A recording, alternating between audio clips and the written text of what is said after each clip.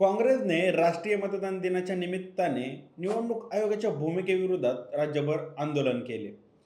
काही वर्षांपूर्वी काँग्रेसने एखादा कार्यक्रम किंवा अभियानाची घोषणा केली तर त्याचे पडसाद हे राज्यभर उमटत होते. मात्र काँग्रेसमध्ये आलेली मरगळ, महत्त्वाच्या नेत्यांनी केलेले पक्षत्याग यामुळे आता काँग्रेसची भूमिका ही सर्वसामान्य लोकांपर्यंत कुठेतरी पोहोचत नाही. महाविकास आघाडीची भूमिका हीच काँग्रेसची भूमिका आतापर्यंत राहिली होती. लोकसभेला महाराष्ट्रात 13 जागांवर विजय मिळवलेल्या काँग्रेसला विधानसभेला अवघ्या 10 जागांवर रोखण्यात आलं.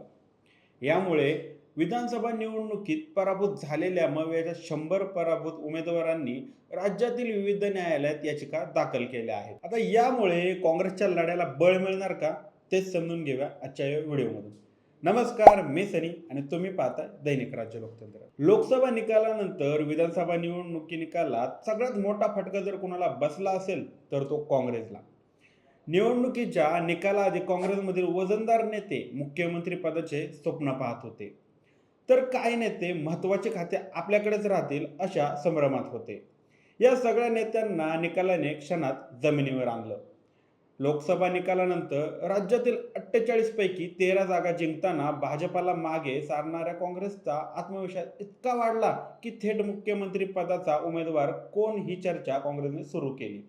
याचा परिणाम महाविकास आघाडीवर झाल्याचे कुठेतरी पाहायला मिळाले. काँग्रेसमध्ये विधानसभा निवडणूक निकालानंतर झालेली मरगळ अद्याप दूर झालेली नाही. राष्ट्रीय पातळीवरून दिलेल्या कार्यक्रम राबवणे हाच राज्यातील काँग्रेसचा अजेंडा पाहायला मिळत आहे.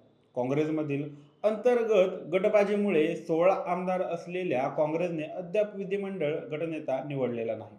त्यातच गेल्या आठवड्यात काँग्रेसचे 5 आमदार एकनाथ शिंदे यांना भेटून गेल्याचा दावा दावोसमधून उद्योगमंत्री उदय सामंत यांनी केला.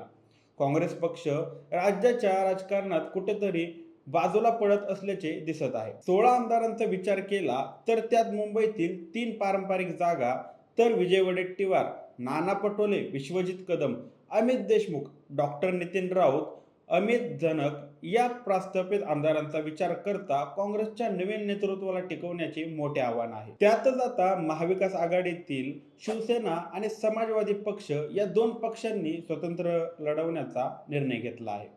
आता काँग्रेस समोर आपला पारंपरिक मतदार पुन्हा आपल्याकडे वळवण्यासाठी मोठा संघर्ष करावा लागणार आहे. विधानसभा निवडणुकीच्या निकालानंतर ईव्हीएम बाबत प्रश्नचिन्ह निर्माण करण्यात आले.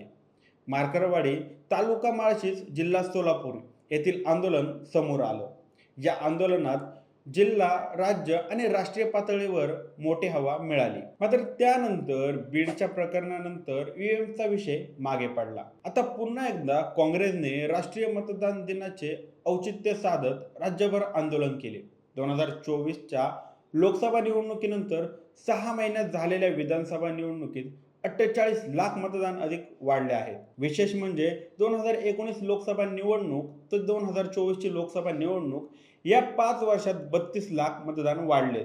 तर मग अवघ्या 6 महिन्यात 48 लाख मतदान कसं वाढलं? तसेच मतदानाच्या दिवशी 20 नोव्हेंबरला झालेले मतदान आणि 21 नोव्हेंबर रोजी दुपारी 3 वाजता 66.5% मतदान झाल्याचे अधिकृत जाहीर करण्यात आले.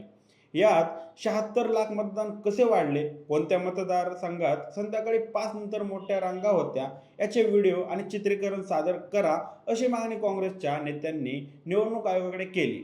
मात्र आयोगाकडून ठोस उत्तर न मिळाल्याने आता निवडणूक याचिकेतून प्रश्न उपस्थित करण्यात आले आहेत. लोकसभा निवडणुकीनंतर 132 विधानसभा मतदारसंघात प्रत्येकी 20 ते 25 हजार नवीन मतदारांची नावे समाविष्ट करण्यात आली. लोकसभेला यातील 62 विधानसभा मतदारसंघात महाविकास आघाडी आघाडीवर होती. पण विधानसभेला याच 132 मतदारसंघातून 112 जागी महायुतीचा विजय झाला. याबाबतही काँग्रेसने निवडणूक आयोगाकडे माहिती मागितली आहे. विधानसभा निवडणूक निकालानंतर ईव्हीएम निकालाविरोधात झालेले आंदोलन हा महाविकास आघाडीचा कार्यक्रम होता. मात्र आता शिवसेना हिंदुत्वाच्या मुद्द्यावर पुन्हा भाजपा विरोधात आक्रमक झाली आहे. तर शरद पवार यांनी देखील मधल्या काळात राष्ट्रीय स्वयंसेवक संघाच्या समर्पित कार्यकर्त्यांचा तसेच मुख्यमंत्री देवेंद्र फडणवीस यांचं देखील कौतुक केलं आहे. आता निवडणूक आयोगाविरोधात काँग्रेसच्या लढ्यात बळ मिळणार का, हा मोठा प्रश्न आहे. आता महाविकास आघाडी एका बाजूला तुटण्याच्या मार्गावर असताना काँग्रेस यशस्वी होणार का, याबद्दल तुमची काय मत आहेत आम्हाला कमेंट करून नक्की कळवा आणि जर दैनिक राज्य लोकतंत्र चॅनलवर नवीन असाल तर चॅनलला सबस्क्राईब करायला विसरू नका. धन्यवाद.